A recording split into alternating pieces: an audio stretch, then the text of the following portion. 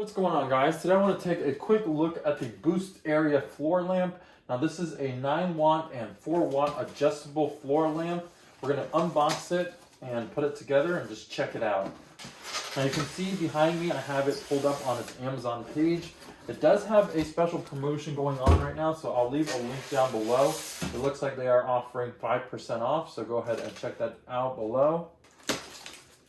So opening it up, we have some instructions. We have the lamp itself here, and it's made out of this nice metal base. Here is the cap, the smaller cap. Now to put the lamp together, we simply just pull the wire tight on the bottom, and then we screw in each metal piece.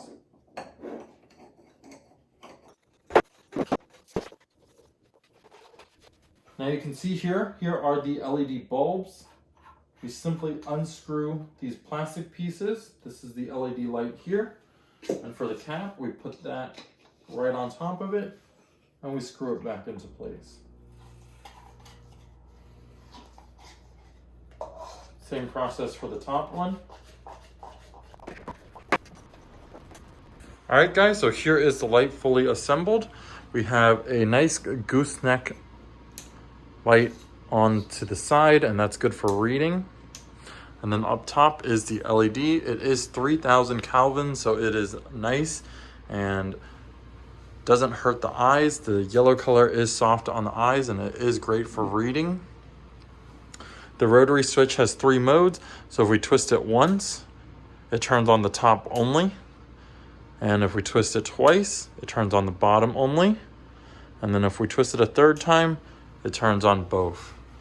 And so that is a quick look at with the light completely on. The light is off now.